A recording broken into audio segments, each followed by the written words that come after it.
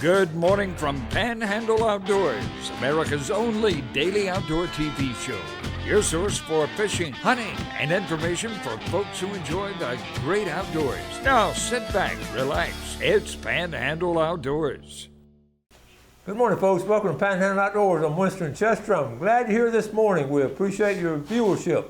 As always, let's get started with our weather, brought to us by Gulf Coast Air Conditioning. Drew Pollard, hard-working crew, taking care of our everyday comfort needs. Today looks pretty normal, but it looks like a lot of rain coming up this weekend.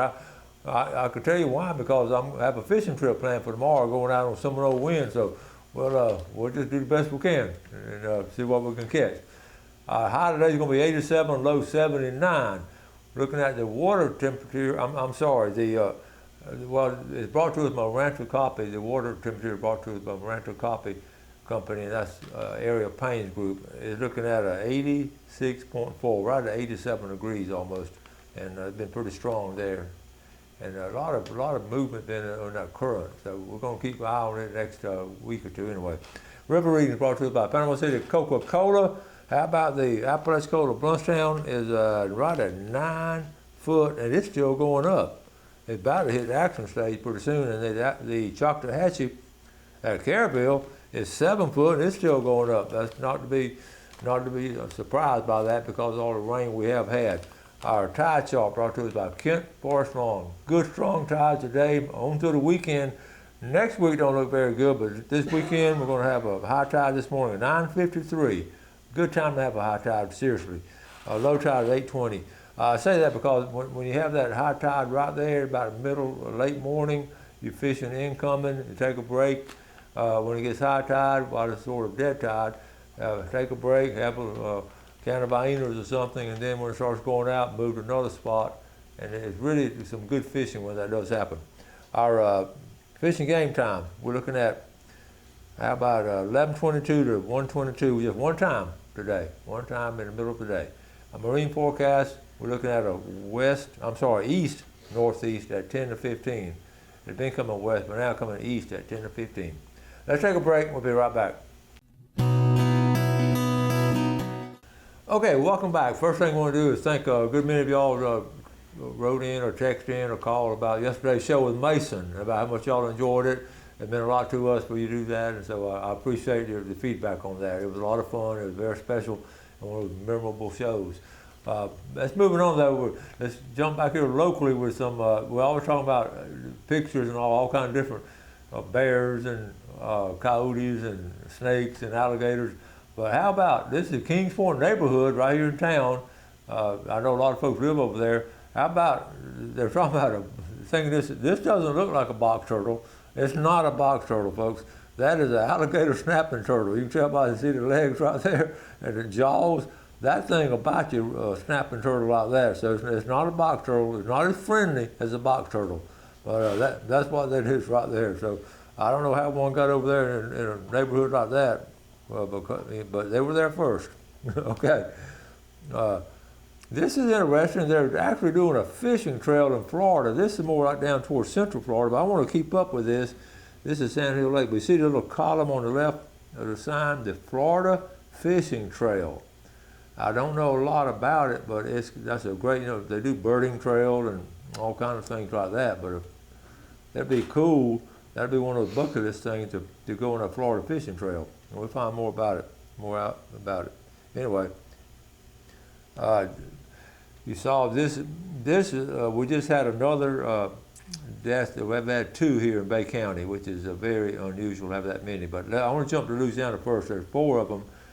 Louisiana usually just has 1 per year. I read the history of it, and they've only had 1 per year on average. This year we've had 4, and we've had our 4th one. I mean, the 5th one in Florida now. Okay, so just be aware of it. We've already talked about it before. On the Choctawhatchee fishing page, this is interesting. It set out a trap in 3.5 foot of water for a couple of hours in the bay, and bought an underwater camera, and this is not a bad idea. I really never thought much about it. Put it in the dock out there in shallow water, and put your camera close by, and you see all kinds of things. This is your own little video. So this guy's going to start a YouTube channel.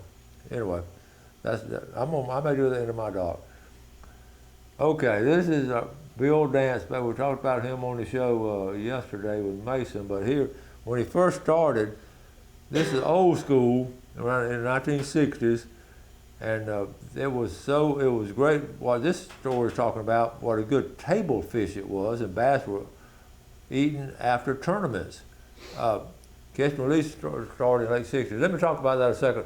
I remember the early tournaments I went to around Lake Talquin when they were first starting tournaments, and that's really how they attracted people to come to it, because they have a fish fry after the tournament.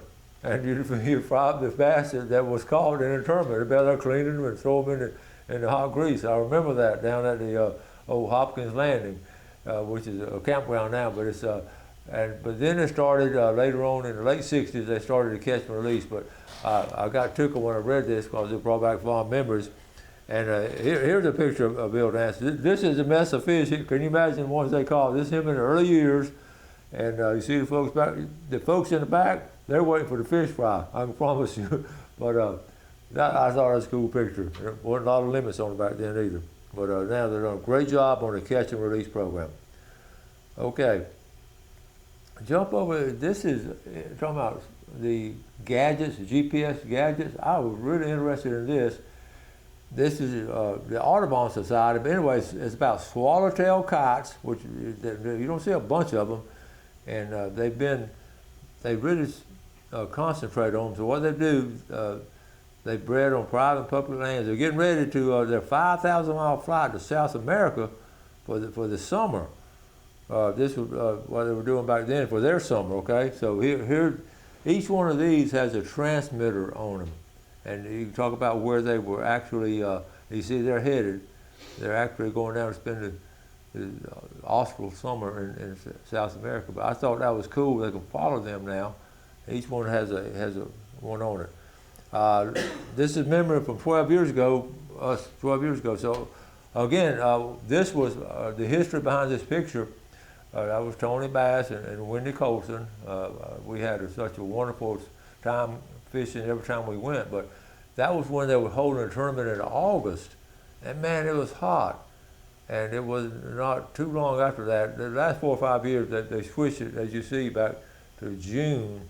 It's not quite as hot, but the king mackerel is not quite as big either. So that's why they first originally put it in August, because the king, they'd been eating all summer, and they were really had put on a lot of weight real quick. So anyway, one thing about that too, it was a 2-day tournament, and we were all, that was really hard to do, to fish 2 hard days, and it was challenging, is what we were saying. And a lot of we didn't get that many young people in it because they didn't want to fish that long. When they switched it to a 1-day, the attendance and the amount of participation started going like that, especially when they added red snapper. And speaking of red snapper, I want to show you one quick picture here. This is Hunter Rowell, his son's first red snapper off the Great Escape. Is that not a great picture? Is that not a big red snapper? Okay. All right, let's take a quick break. We'll be right back. Okay, welcome back, folks. I got all kind of pictures I'm setting up for you. I've got a couple of funny ones, but let's move on real quick. I want to try to get them all in. This is Sam Brown, one of my former students. He's a pastor now over in Freeport at Cross Point Church, and the church is just exploding. It's so big, all kind of people are coming to it. But I'm so proud of Sam. I see him on Facebook with all of these church services, and a lot of people going there. But he took time off to go fishing and down there on Rocalusa Island, and what did he catch? A shark. Good job, Sam. I sent him a text how much the outdoor ed training is coming in now. He sent back, he learned from the best. So I appreciate that, Sam. I really appreciate what you're doing as a young man, and you and your family and all you folks over there in Freeport. All right. I'm going to read this to you later. I don't have time, but I did want to talk about this Sandy Creek State Forest. It's the newest state forest. It's right up the road here, part of Bear Creek, and it's 12,000 acres. And on the left there's 231 on the left coming through there, but so it's to the right. It's sort of pieced together, but at least it's there. And this is what our government needs to be doing for us, is buying land, because if not, that would be a housing development with 12,000 homes in it instead of 12,000 acres. So I appreciate the government doing that. The newest state forest, Bear Creek. But they keep doing it. I want to encourage them to keep doing it. This is a funny one I want to talk about. Okay, all my FSU buddies. That's Bobby Bowden back in his young days. Okay, this is 1970, so 50-some years ago. So anyway, he started coaching at West Virginia. So here's the story right here. 1970, West Virginia defeated William and Mary 43-7. Lou Holtz was, okay, that's Lou Holtz on the left right there. See Lou Holtz in the younger days. I'm doing this because football season is right around the corner. Okay, in fact, open up Saturday.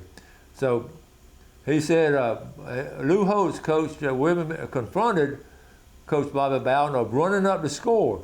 Bobby Bowden told Holtz that he would have a closer game if he recruited more Williams and less Marys. That was a classic comment that followed Coach Bowden throughout his career, and they got along great and all. But that was a funny story.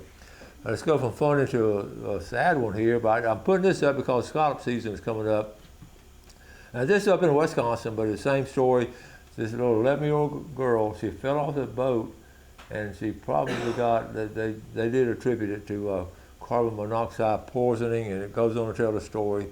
They called 911, and anyway, she actually breathed that in and went underwater. I don't know if she obviously didn't have a belt, safety belt on or life jacket. And anyway, so, I put it on anyways, the carbon monoxide. I want to talk about that in a second. Carbon monoxide is coming out of the engines, especially with big engines now. You have more carbon monoxide coming out. And I bring it up now because, like I say, scallop season is coming up, and a lot of times the motor will be running and kids will be jumping in the boat. I'm jumping out of the boat and swimming around, and somebody's starting the engine up. I want to think about it, and leaving it idle, still anchored. I've seen boats out there anchored and the motor running. If a kid gets behind it or something, breathe that in, that could be a bad situation. I just want y'all to be aware of that. I know it doesn't happen a whole lot, but it can happen. Okay, jumping. How we love history, and this archaeologist. This is a 700-year-old, 34-foot Native American canoe, the largest ever found in Louisiana. But look how big that thing is. I got a better picture of it. That's what I got right here. Let's see. Anyways, look at all of it. It's amazing it is still in one piece. But look how skinny it was, because really that's how the tree was. Could you imagine the stories it could tell? It's made out of cypress. Here's a better blow up. Made out of cypress, and now they didn't have any modern tools to dig out that hole. I've always, when I look at things like that, I'm fascinated. And fascinated they could actually find it. All right, jumping up to modern day. How about Steve Rogers? Okay. Hey, Grandpa, what's for supper? Fried red snapper, so flaky and white, with good boiled shrimp, seasoned just right.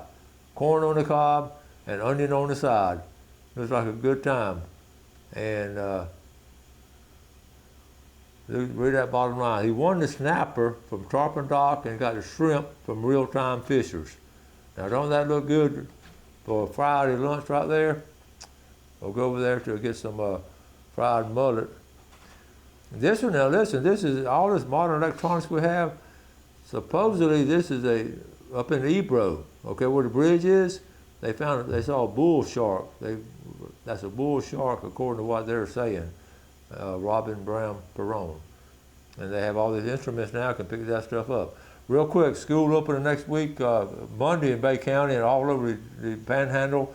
I put this on every year about stopping for school buses. I know it's not outdoor stuff, but I put it on. Do I need to stop? Okay, 2-lane, yes, we all know you need to stop there on 2-lane road. Divided roadway, if it's divided, you still need to stop. Okay, I'm sorry, you don't have to stop there. The multi-lane, okay, you must stop right there too. So divided, you're not required to stop. See, they're divided right there. I got it backwards. You don't have to stop there, divided, okay? But if it's just one like that, you do. A lot of people get confused on that. So stop anyway, go really slow. Jerry Forehand sent this in. Tough day fishing yesterday, but we ended up having a good trip offshore. Took over 3 hours just to go 35 miles. 35 miles is a long way out, but you see the end results right here. That is a good mess of fish. Good job, Jerry. And like I say, he's one of the best fishermen I know, and he fishes all the time. And he brings back a lot of fish. Let's end up on this one. Squirrels always look and act like it's their first day being a squirrel. Now, there's a lot to be said about that. Squirrels are entertaining. Okay, let's see. Okay, I don't have time to get on into anymore. We've got to get our drawings done. I know y'all are anxiously waiting to see what y'all can win today. We've got a lot of winners. My jug is getting slack. And some of y'all did send. I got to ask some names. I got your names this week. We just had added them. Okay, let's go to Gene's Oyster Bar for fried mullet plate. Friday is always a good day to do that. Okay, all the way from Miramar Beach, Dr. Kristen Keene. So come on over from Miramar Beach and enjoy that fried mullet, Dr. Keene. Okay, now let's go down to Tarpon Dock and get that $20 gift certificate and see who the winner is here. The winner from Huntsville, Alabama, Gabe Owners from Huntsville, all right? And the winner of the Big Red Snapper, you saw one was cooked up right there, all the way from Bayou George, Denver Dolphin. So those are the big winners we have right there, and we appreciate the sponsors giving us away. I know it's a good fresh fish. We're blessed here in the Florida Panhandle to get that. So let's take a break. We'll come back with our famous Friday fishing forecast. Okay, welcome back and welcome to our famous Friday fishing forecast brought to us by Jessica Ling Insurance and Financial Group. We appreciate the sponsorship of Miss Jessica Malden Ling. All right, let's get started. I wrote down all kinds of stuff last night. Really, all this rain and all, you think it's been a bad week, and it hadn't been an outstanding week, but a lot of fish have been caught this week. You saw the picture I just showed with Jerry Forehand. That caught him in all the rain. And like I said, we're going tomorrow, and we're going to fish. Rain or shine, we're going to fish. So one of the first things I wrote down, Gal and I yesterday afternoon were late. We just went and sat on the dock without my fishing pole, which is unusual. Just sat out there, just chilling. It was just beautiful weather after the rain and all. Saw a lot of activity on North Bay. I had a dolphin out there swimming. It was a small dolphin by himself.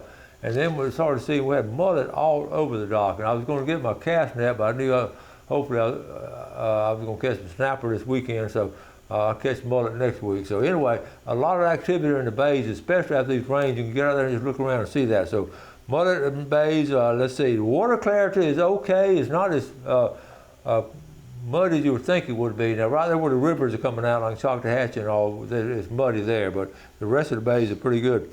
Flounder is, I'm talking to some folks about floundering recently. We're right at the end of summer. The old timers, including myself, we really got interested in the fall, and late summer and early fall when we really focused on it. I know some of y'all been out already gigging some flounder, but it's coming, okay? Redfish, this is interesting. You know that CCA tagged, star tagged redfish? I've been keeping up with it, folks. I've been going online checking to see if anybody's caught one. To my knowledge, there hasn't been a tagged redfish caught. And this is really, we had a couple of them caught earlier that were tagged, but they were not registered. So maybe they just haven't published anything yet. But that's just, I'm surprised that has happened. Let's real quick. Let's go to Google Earth while I'm talking. I say offshore. Okay, let me see. Here we go. I want to talk about. I'm going to have Captain Rick Corder coming on the show Monday. We're going to talk about some history of some really cool stuff that happened. I want to go to Destin because they've turned in a good report over here in Destin, and we hadn't talked about a lot about triggerfish. Of course, not in the bay, but triggerfish near shore. They're catching a lot of triggerfish, and the big trout are being caught also in Choctahatchee Bay. So that's two good reports for triggerfish and big trout. Okay, moving on down. Let me get another near shore fish they're catching The mahi bite has been good, okay? So let me jump into king. I want to talk about king mackerel because I just mentioned it about this time of year. It's been on and off, according to one captain, on and off. They're catching some, and they're good size, the ones they're catching right now. And let's see, the captain in Destin, I hadn't thought about this, but probably a good point. The sailfish run. There's an early fall sailfish run that really, it's sort of like tarpon. Remember, people used to just completely ignore tarpon, but these sailfish come in pretty close, and you're going to see more and more people fishing for sailfish. And they've got a little tournament coming up next weekend too, locally, on sailfish. The pier, they've caught some tarpon off the pier. That's some good report right there. Use live bait, surf fishing. Still a lot of reports of grass. The grass has sort of hung around this summer. Freshwater, we're talking about the high water, and you know what's going to happen. All the water gets out into the feeder creeks and all, and then it starts low water. Water starts coming out, and those catfish get at the mouth of those sloughs, and we know that, and they're just feeding or stuff, water coming out. So it'd be a good time to go catfishing away from the away from the middle of the river, getting on the edges over there. So good time to set up some trot lines. Also talked about, let's see, the redfish. I mentioned CCA, but locally, the captains are doing a good job catching redfish. It's been a good summer catching redfish. I've talked to several of them, and it's really kept the customers entertained. Of course, it's almost automatic. If you go by these bridges and an outgoing tide, they take some people with you that never caught fish, let them catch some of the big bull reds, and they actually they love doing that. And of course, you catch and release. But like I say, triggerfish is coming up really strong. And also, a week from tomorrow now, scallop season will be open, and we'll be talking about it a lot next week and getting everything ready for scallop season. So keep that in mind. Apalachicola Bay, I left that out. Apalachicola Bay, some big trout were caught there, over there on the backside of St. George Island, on the backside of there. So that's good news. So that's going to wrap things up. There were some fish caught this week in all this bad weather, so that's interesting. So keep the reports coming. Appreciate all the feedback y'all give us. We've had a good week here on the show. We really enjoyed bringing you the show each and every day. Y'all have a great weekend. Y'all do something good for someone else today. Enjoy the outdoors. Let's take care of it, and God bless. Thanks for watching America's only daily outdoor TV show, Panhandle Outdoors with Winston Chester, featuring hunting, fishing, and other activities and information to help you enjoy the great outdoors. Join us next time for Panhandle Outdoors.